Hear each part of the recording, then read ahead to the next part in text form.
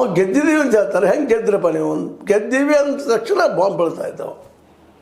ಜೊತೆಗೆ ಈ ಯುದ್ಧದಲ್ಲಿ ನಿಧಾನಕ್ಕೆ ರಷ್ಯಾ ಮತ್ತು ಚೈನಾ ಒಳಗೆ ಎಂಟ್ರಿ ಆಗ್ತಾ ಇದ್ದಾರೆ. ಯಾಕೆ ಇಷ್ಟೊಂದು ನಿಖರವಾಗಿ ಶಸ್ತ್ರಾಸ್ತ್ರಗಳನ್ನು ತಯಾರು ಮಾಡಿ ಕೊಟ್ಟಂಥ ದೇಶಗಳು ಇವ ಎರಡು. ಇವರ ಬಲದ ಮೇಲೆ. ಯಾಕಂದ್ರೆ ಅವರು ಇರಾನ್ದವ್ರು ಹೆಚ್ಚಿಗೆ ಇದೆಲ್ಲಕ್ಕಿಂತ ಹೆಚ್ಚಿಗೆ ಎಣ್ಣೆಯನ್ನು ಮಾರಿ ದೇಶಗಳಿಗೆ.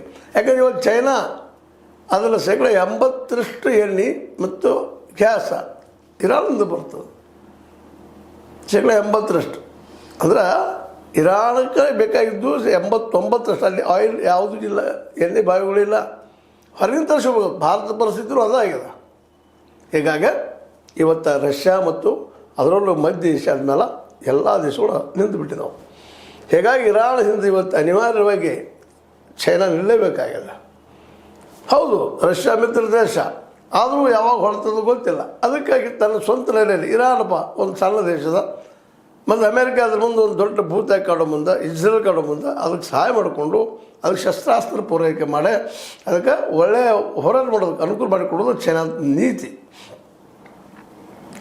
ಆದರೆ ಇದೇ ಕಾಲಕ್ಕೆ ನಮ್ಮ ಟ್ರಂಪ್ ಅವರು ತಮ್ಮ ಮಿತ್ರ ರಾಷ್ಟ್ರಗಳನ್ನೆಲ್ಲ ಕಳ್ಕೊಂಡು ಬಿಟ್ಟಿದ್ದಾರೆ, ಏಕಾಂಗಿ ಆಗಿದ್ದಾರೆ. ನ್ಯಾಟೋ ಇವರು ಅತ್ಯಂತ ಆತ್ಮೀಯ ಮಿತ್ರ, ಅದನ್ನು ಕಳ್ಕೊಂಡ್ರು. ಅದು ಈ ಆಯಿಲ್ ಸಲುವಾಗಿನ. ಗ್ರೀನ್ಲ್ಯಾಂಡ್ದಲ್ಲಿ ಅದನ್ನು ಹೊಡ್ಕೊಂಡು